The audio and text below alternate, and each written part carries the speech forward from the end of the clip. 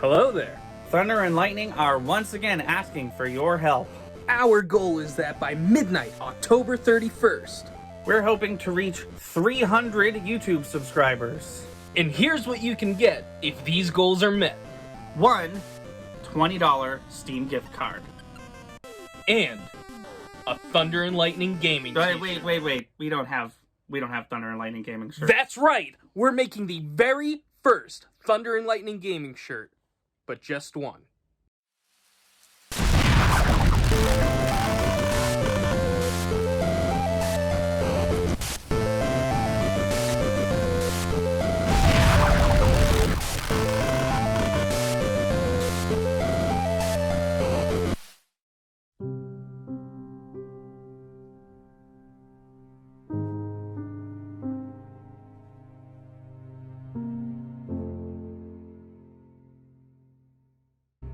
Hello, everybody, and welcome back to Cinematic Relief, our movie and TV show podcast. I'm Thunder. And I'm Lightning.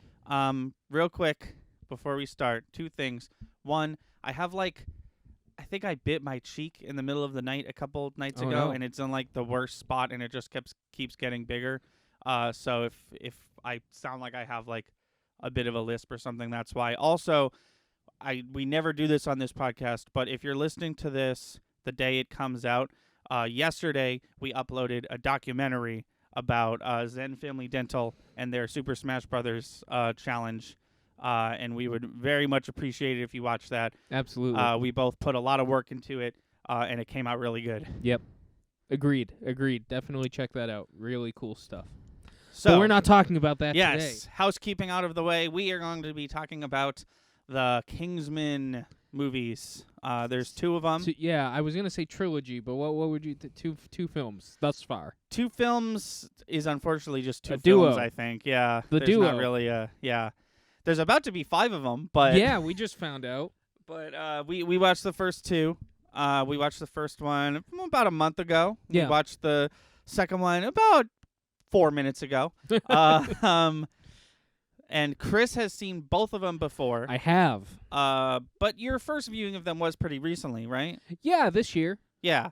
This was my first time seeing them, although I did know a bit, just through the general zeitgeist and osmosis about this film. I knew about the church scene. Yeah. I knew about there's no light way The to butt. put it. I knew about the butt sex scene from the end of the first one.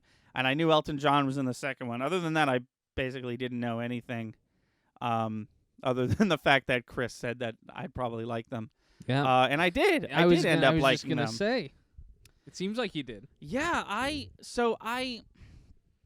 I'm very much like, unless it's something like Marvel or Star Wars or something like that, I'm just so weary of sequels.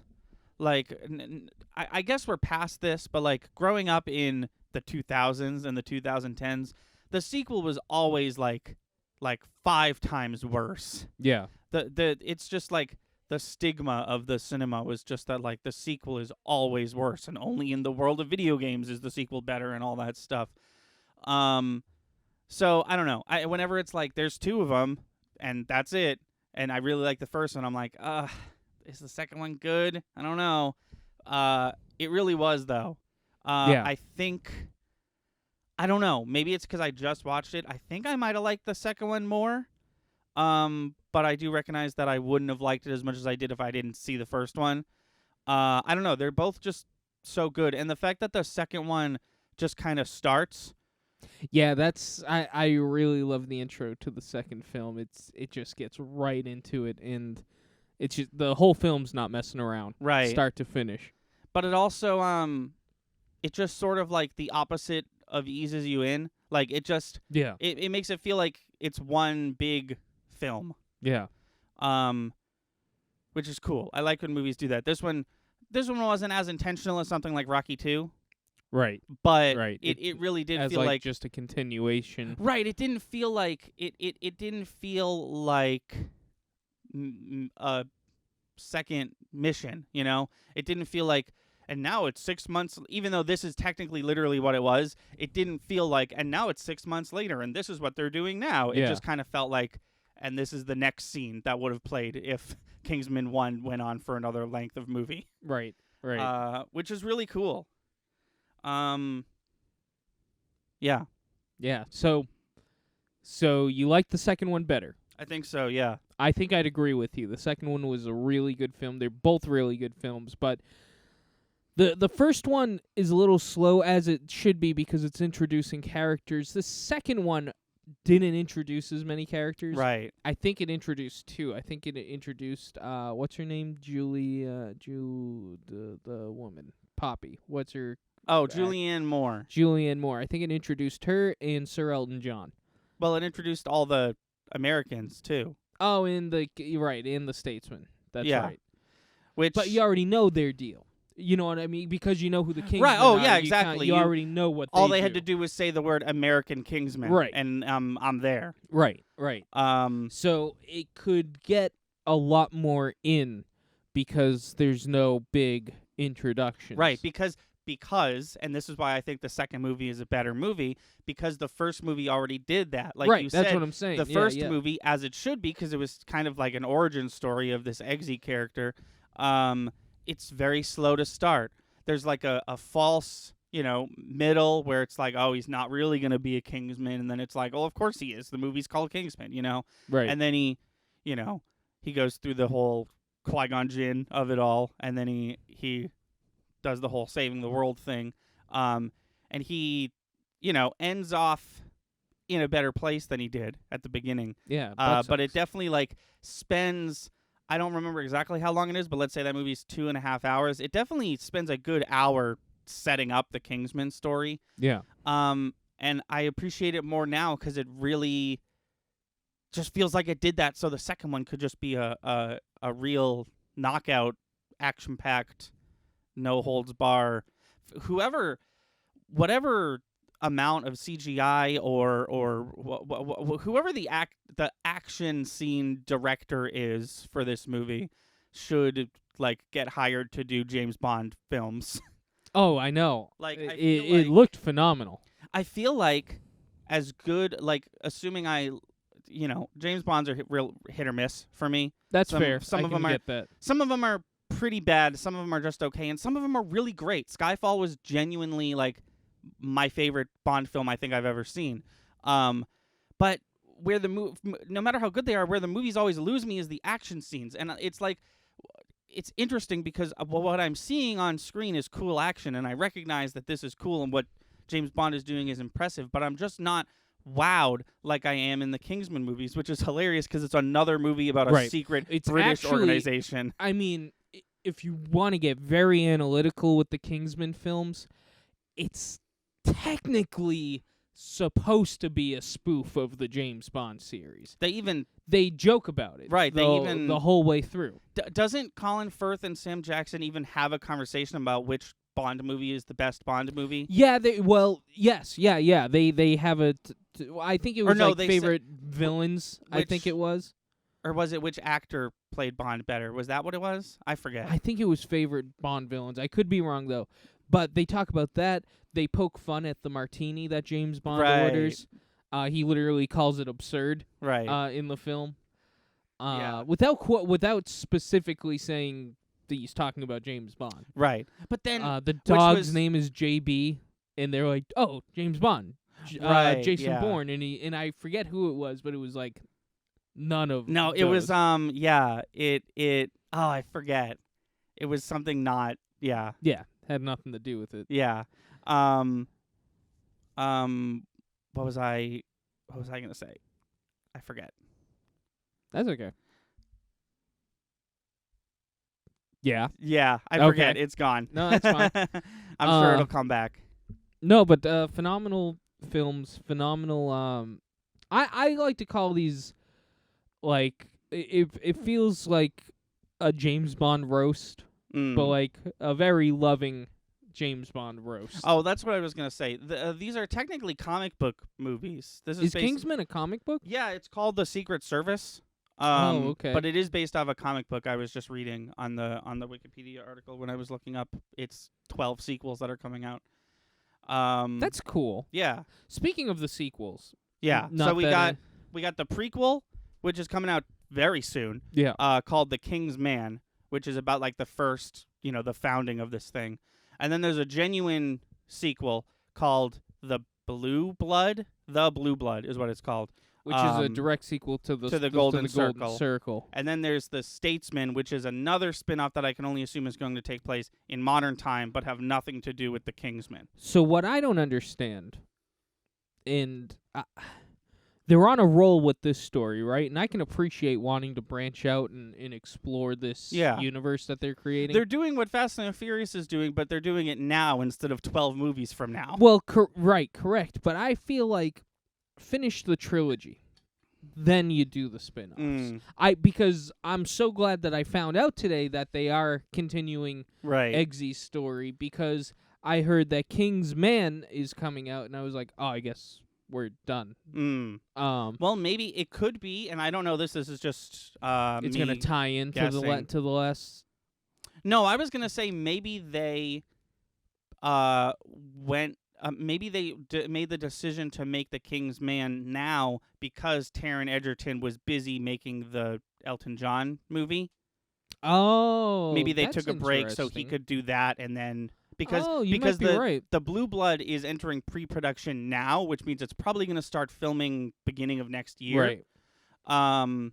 So that the timeline would add up a bit. Plus, with COVID delaying everything, the timeline would add up even more if the Kingsman was completed in like 2019 or whatever. Right. Like a lot of the movies that are coming out now were kind of like Free Guy. How Free Guy's been done and completed for the last year and a half. Probably be an episode on Free Guy. Probably. Soon. Or how we're legally not allowed to watch The Death of the Nile until like March or some fucking shit. I cannot wait for that movie. Yeah, I've been fucking excited for that movie since like early 2017, but whatever. So, you've seen all the gadgets. Yeah. You know what most of them do. Yeah. You probably don't know what everything they can do. Right. But you've seen everything that they've allowed you to see them do. What's your favorite thing? Oh, definitely the umbrella. 100%. Yeah, it's got to be, right? I think the lasso is a close second. I really like the lasso. lasso. The lasso is really cool. It was very simple compared to things like the umbrella and the briefcase. I actually very much dislike the briefcase. I think it's very impractical. But the umbrella makes a lot of sense. Every time it did a new thing, I was like... It felt organic, right? Yes, yeah. See, every time the briefcase does a new thing, I'm like, what the fuck? No, but every time the umbrella does a new thing, I'm like, that is cool and makes sense. I do love the briefcase shield. Of all the things the briefcase can do, I do appreciate the shield. Yeah. I don't know. It's just it folds out to be. I mean, all it's the sides also of the it's also briefcase. because like if it didn't do that, then he wouldn't have a shield. He would just have a gun, whereas Colin Firth has a gun, shield, boomerang. No, as far as Kingsman go, definitely umbrella is the best weapon. The lasso's cool. I wish, and I'm sure we'll find out in the Statesman movie, I wish it did more things. Well, it's hard, right? Because it's a lasso. There's not much room to hide shit in. I don't know. Right. I kind of wish it had different. Like it turns into a lightsaber. That's basically essentially what it does. I wish it had just like a shock version of that. It could also have a poison tip. Right. Exactly. Something. Yeah. No, I think we're not done seeing the lasso. It really felt like, even though they played a major part in this movie, it really felt like they were setting up the Statesman spinoff. He also had a whip that did just whip stuff. He had a whip and a lasso? He had a whip and a lasso. Or was it one and the same? I think it was both. I think he had a whip and a lasso. I could be wrong, though. Yeah, I missed that. I thought it was the lasso the whole time, but I would believe that because they're definitely going for all Americans or cowboys motif. And I'm sure, like I said during this one, I'm sure the Brits feel the same way about their portrayal in the Kingsman films. Oh yeah.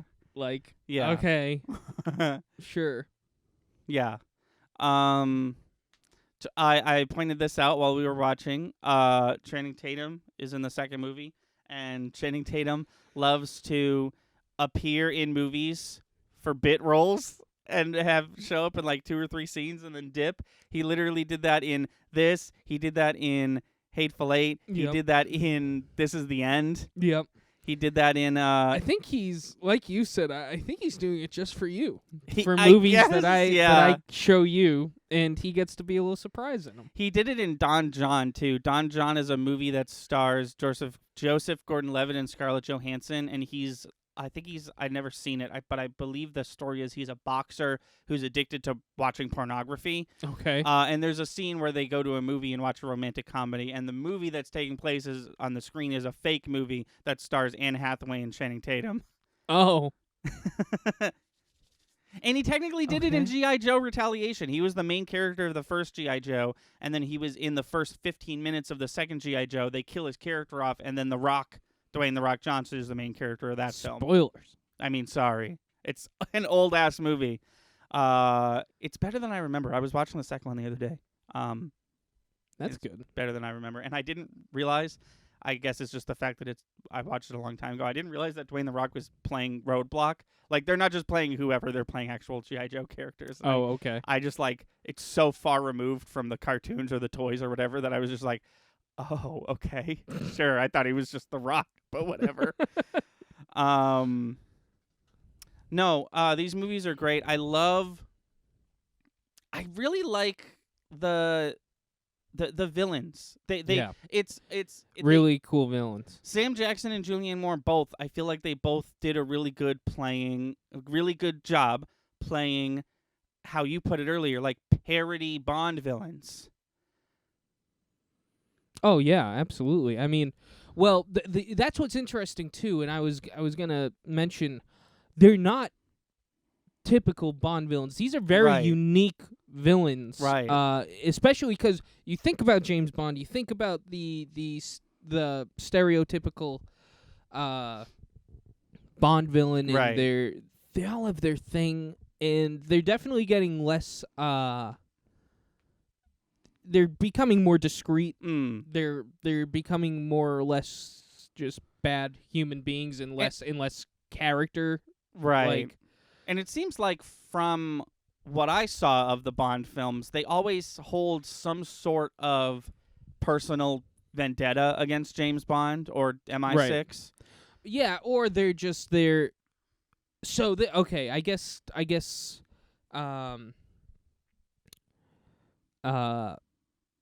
Kingsman and James Bond do have this in common. It's Valentine, Samuel Jackson's villain, did have like delusions of grandeur, right? Which is definitely a Bond trope that actually both films are kind of in the same. Right. No, but I think I know what you're trying to say. The older Bond films, the villains were definitely like evil plan type shit. Yeah. And I feel like they've gotten away from that for better or for worse, and I feel like the Kingsman kind of does a really good job of bringing that back. Yeah. And it's definitely in a campier way. Intentionally. This is a action comedy, which is definitely a genre that's gotten bigger over the years. But and it's a genre, if I may, that's like really easy to fuck up. Oh yeah, absolutely. Like I feel like most films like this, I didn't watch Kingsman at first because I assumed I was gonna dislike this film. Me too.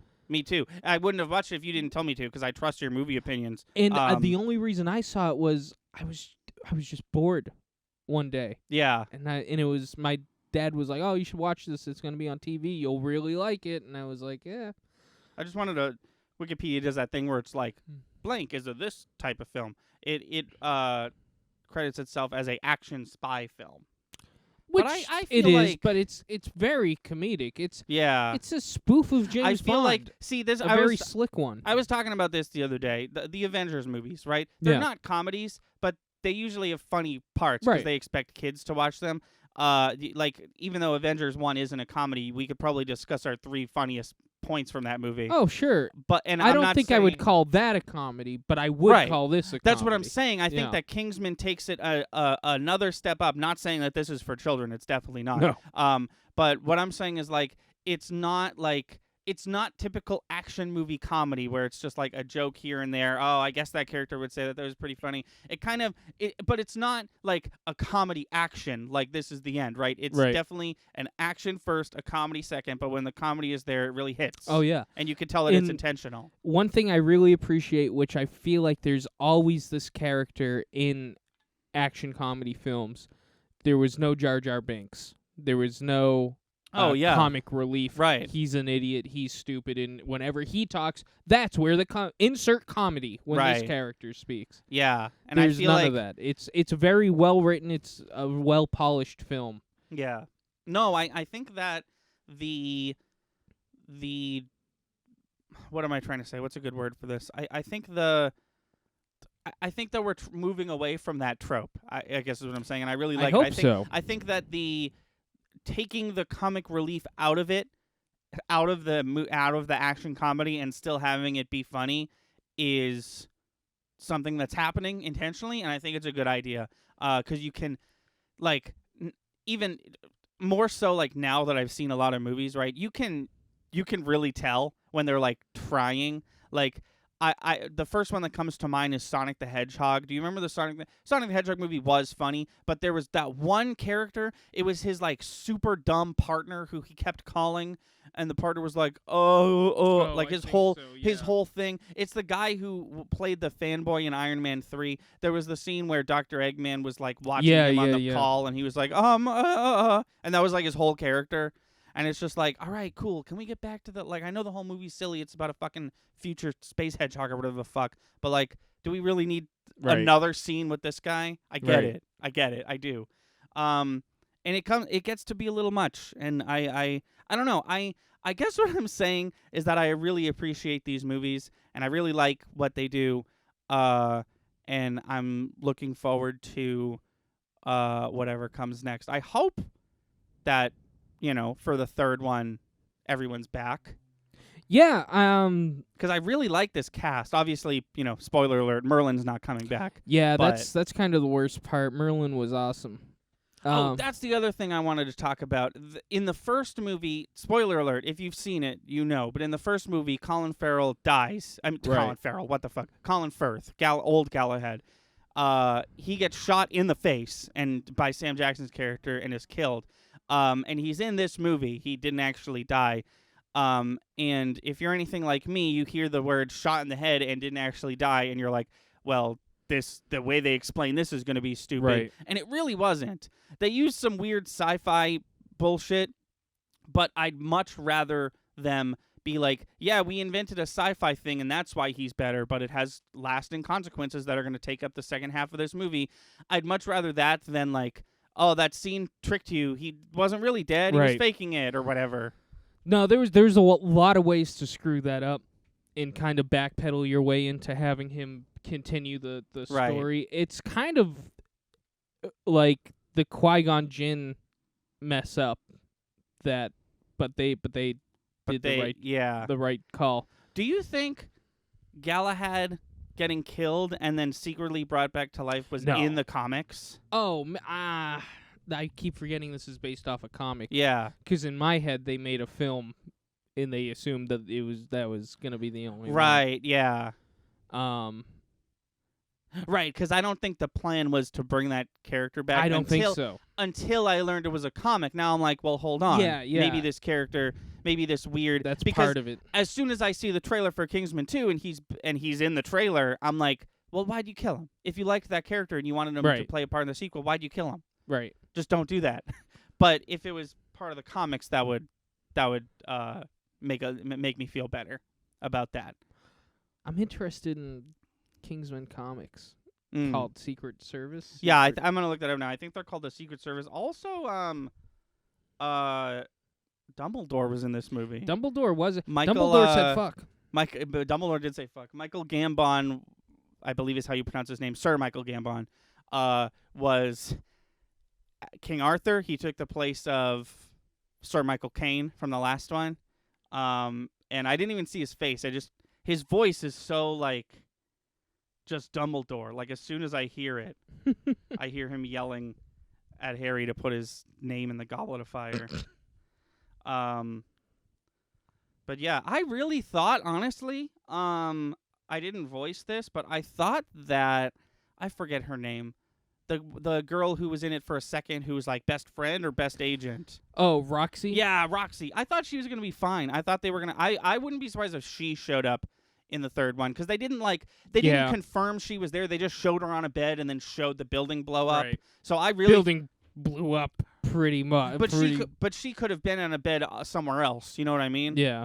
I thought that she was gonna make a return. Oh, and Jeff Bridges was in this movie. So many people I didn't expect to see. In Jeff this Bridges movie. did not look like Jeff Bridges either. He's like sort of did. Yeah, Kingsman comic. Oh, it's literally called Kingsman: The Secret Service. Okay. It's published by Icon. Okay. I've never heard of that. Oh yeah, no, that's a comic. Yeah, I've never heard of it. Comic It looks publisher. so it's a limited series. It has one run. Hold on. You know what? Fuck this. Let me go to my comic app rather than Wikipedia. 'Cause it seems like, yeah, Kingsman: The Secret Service. The cover of it is the cover of the movie now. Hate it when they do that. Yeah, Kingsman: The Secret Service is 6 issues. And then it's got 2 sequels called The Big Exit, which is a standalone 6-page one-shot, and then The Red Diamond is the second volume, which seems like it was also 5 issues. Yes, it was. It was in fact 5 issues. Okay. Let me just double check that. Good news. Red Diamond, not on the comic book app that I use. Oh, so, no. You're just going to have to take Wikipedia's word for it. So, yeah, interesting. There's a lot of stuff coming out nowadays that are based off comics you've never heard of. I know. Like The Boys came out of nowhere, I feel like, and is a big hit, but it's based Umbrella off Academy came out. Umbrella Academy. Oh my God, I forgot about Umbrella Academy. No one fucking knew about that before it was on Netflix, myself included. And now I'm like its biggest fan. Yeah, I totally forgot about that. A lot of shit is Lock and Key, that Stephen King thing is a comic. Sweet Tooth, Preacher, just a lot of stuff like that. Preacher, by the way, I found out produced by Seth Rogen. Oh yeah, you were telling me that. For some reason, like, good for him, I guess. Yeah, this movie rocked. I don't know what else to say. No, it was really good. I do want to talk about Elton John, because he was in the second one. He was playing himself, which I did not know. I knew he was in the film. But yeah, I was trying not to spoil that for you. I knew you knew he was in it, but I was like, but he's honestly, pretty awesome. I assumed that he would be King Arthur. That just made sense to me before watching it. That makes sense. But no, he was playing himself, and he was the villain's like jester, basically. Yeah. Because she was just like a big Elton John fan. So there was a lot of Elton John music in the film, but not like, it wasn't like the whole soundtrack was Elton John. It was just like the scenes he was in, basically. It was cool. I don't know. He was a really fun. That's the other thing. Okay, I do keep having things I want to say about this movie. No, keep it going. I really like that this movie doesn't take itself too seriously. And what I mean by that is, in the first movie, there's a scene where they're like, a bunch of important people all over the world have a chip in their head that will blow up when they click the button or whatever, you know? Mm-hmm. And they're trying to not click it. They accidentally click it or whatever. They all blow up, and we see it. But instead of it being gross, it just sort of looks like fireworks. Yeah. And I feel like, one, if it was gross, it would have been probably NC-17. Mm-hmm. But two, it just like, it doesn't take itself too seriously. Right. And that cues was up with the music. Yeah, you know me, dude. You know I love a good explosion queued up to the music. You've seen V for Vendetta, right? Yeah. Yeah. Yeah. That was the first movie that, because I saw when I was very young, that was the first movie where I was like, they blew up Parliament, and it's like, no, it's fake. It's a movie. And then in the second one, they had a really cool action scene, probably the best scene in the whole flick, right at the end. Oh yeah. Where the two Galahads are, using their gadgets, doing general action stuff. But that's not only interspliced with an Elton John song, but also footage of Elton John beating the shit out of like 3 of his own security guards that he has to beat up. And he does like a flying like bird kick from Mortal Kombat, which is clearly CGI, but it was just like, it was like all his what I'm getting at is all his scenes were really silly, and the point of them were look at how funny it is to watch Elton John beat the shit out of some people. Yeah. But it was mixed with like a really important and powerful and, dare I say, emotional fight scene that was happening because they just lost Merlin. Yep. And they're pissed. And it was just like, I feel like I'm just using it as an example because it's kind of what's right there to be used as an example. But if this was a James Bond film, that wouldn't have happened. No, of course not. That's why I keep using the word spoof, and I don't mean it in any kind of negative notion towards Kingsman. But it takes influence from James Bond, obviously, but it also pokes fun at James Bond at the same time, because you wouldn't see that in a Bond film. You'd see the crazy cool action stuff, but it'd be all ego. There wouldn't be any silliness to it. Whenever James Bond is beating someone up, he's either losing and you're supposed to be upset, or he's winning and you're supposed to be happy. There's not really much there's not much, especially in the Daniel Craig ones. Say what you will about him. There's not much levity. There's probably a joke per movie, and it's probably not coming from him. In the Daniel Craig versions, Pierce Bronson, if there's a joke, Pierce gets it. Yeah. I still think my favorite James Bond line is when he's in a car with a woman in GoldenEye. That's what we watched, right? GoldenEye? Yeah. Yeah, he's in a car with a woman, and there's a woman attacking them in another car, and she's like, "Who's that?" And he's like, "My next date," or something like that. Yeah. What does he say like that? Or like they're hanging out on Friday, and he's like, "That's Saturday over there." He says something cool like that. Something cool and slightly sexist. Yeah. Which is James Bond himself. But it's just like, it's such like, but that, what I was getting at is that is an example of something that Daniel Craig's James Bond would absolutely not do. Oh no. And there's I'm glad that you brought up women too, because the Kingsmen do not go that route at all. I mean, they did in the first one a little bit. A little at the very end. He wasn't, how do I put it?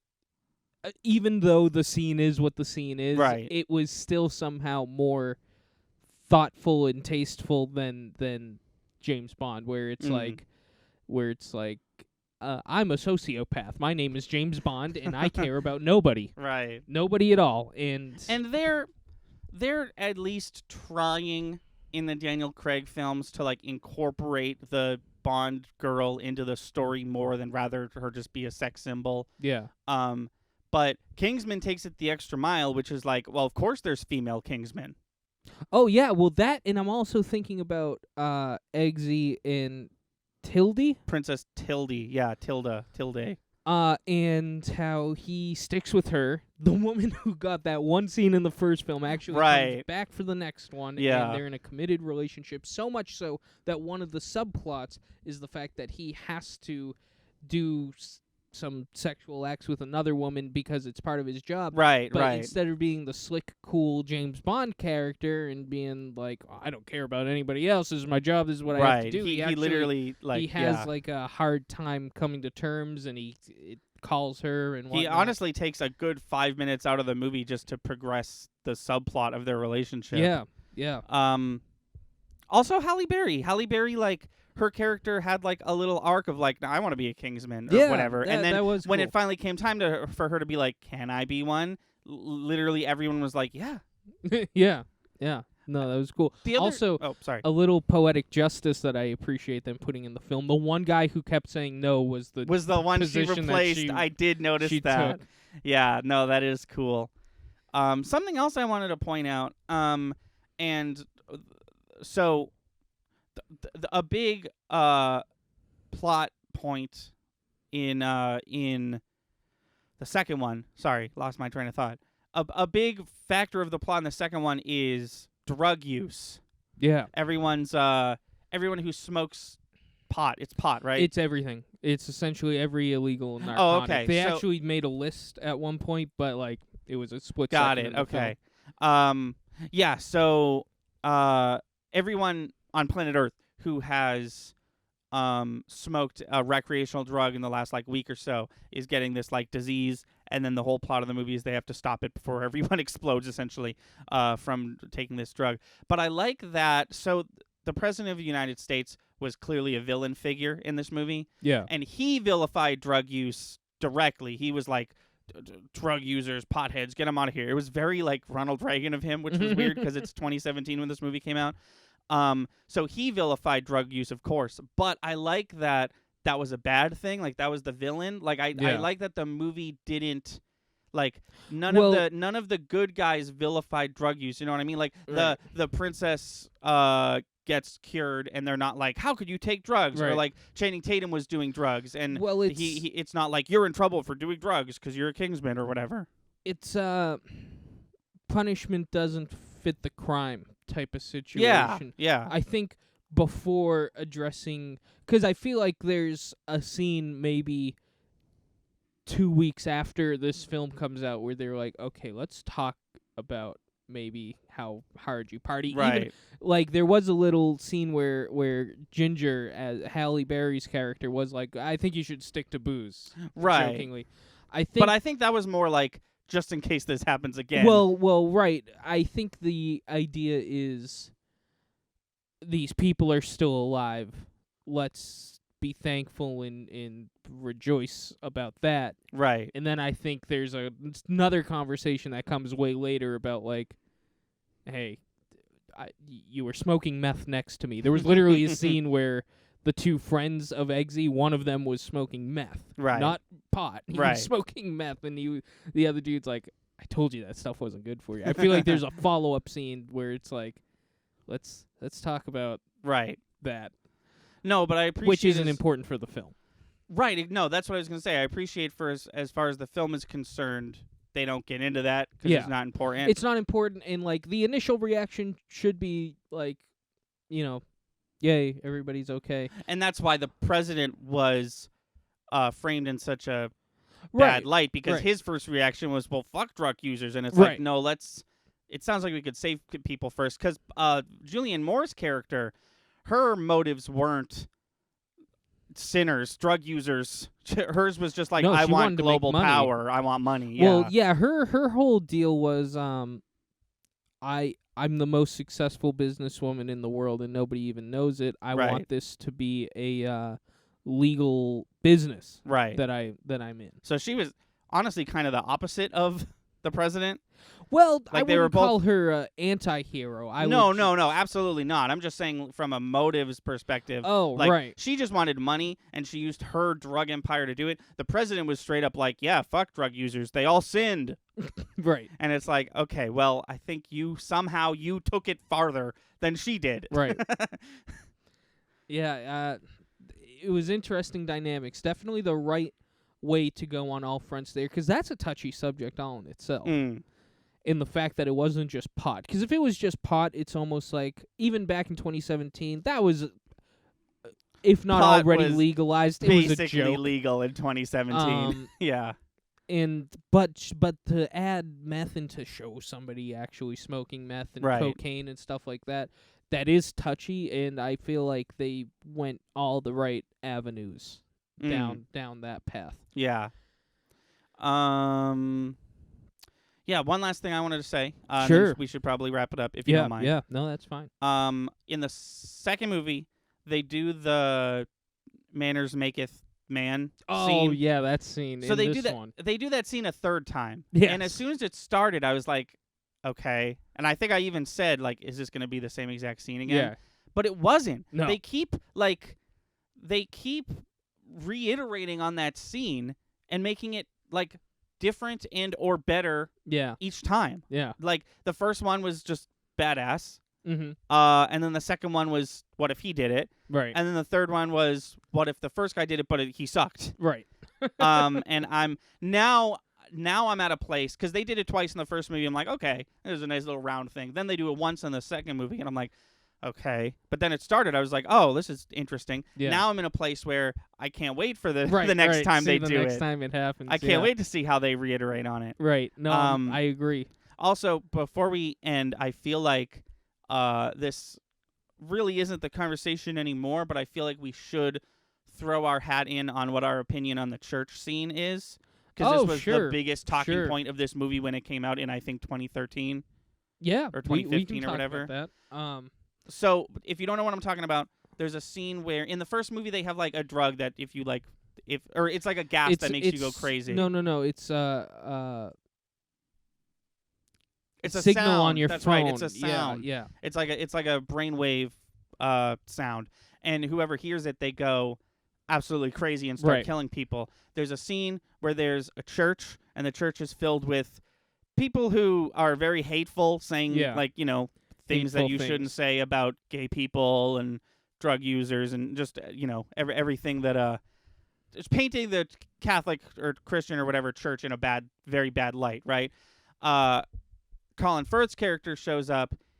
Everyone in the church, including him, is exposed to the sound. Because he's a Kingsman, he kills absolutely all of them. Yeah. And it's very brutal, lots of gore. But because the scene takes place in a church, there was a lot of people who were like, this is inappropriate. Right. Okay. Yeah. I forget, as far as plot goes, why it had to take place in a church. I forget what brought him to this church in Kentucky. I think it was... By the way, I love how they did that, how they made that tie into the second film. I believe, if I remember correctly, that it was a trick. I believe they gave him fake coordinates because Sam Jackson's character expected that outcome. So... Or no, he expected the church people to overthrow him. Right. As far as the church scene goes, it was clearly intentional to be a bit risque. Yeah. I think similar to how they dealt with drug issues in the second film, I feel like they took the proper avenues. It wasn't that anybody in that church turned into wannabe killers or anything like that. It was all done by the villain. Right. So I think that scene's okay. I think people got a little too upset about that scene. That scene could have taken place anywhere. In the outcome would have been the same. Sorry, I'm not getting a direct answer. I'm trying to see if the church scene happened in the comics. Oh, okay. I did not find an answer there, so I apologize. That's all right. And to your point, I think that the movie did a really good job of making you really dislike the people in this church. Yeah. Because they were saying, like, incredibly hateful things. Oh, yeah, well, that's the thing, is it was definitely, it wasn't he went in and he shot up a couple of nuns. That's the really bad version. He goes and kills some nuns, right? But who are not doing anything wrong. But like these people, they made you want to. The film made you want to hate them because these people are innocent. They're just absolute shitheads, right? So it's not, the killing's not justified, but you don't feel as bad as you would if it was normal people. I feel the scene happened. It wasn't a shot against Christianity. I mean, it was a shot against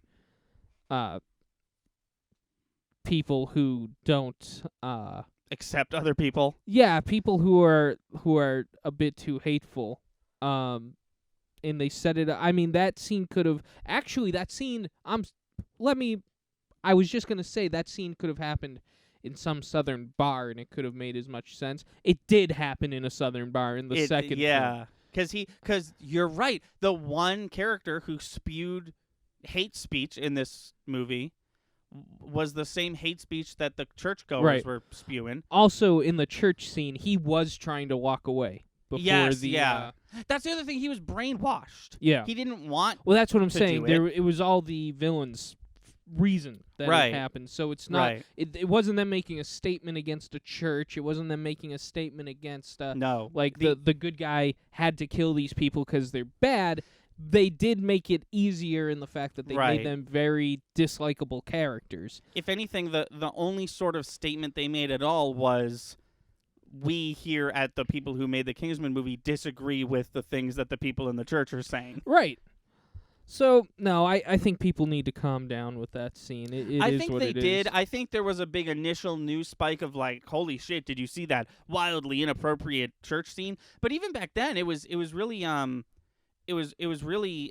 contested. I remember specifically, I listened to a Two Best Friends podcast back when they were a thing, and Matt from Two Best Friends really liked the movie, but he said he did not enjoy the church scene, but he said he did not enjoy it because it was too gory. Okay. But then Cinema Sins, when he did his review of the Kingsman movie, he took 5 sins off because he liked the church scene Yeah. so much. So I was like, wow, really like contentious scene, I guess. Yeah.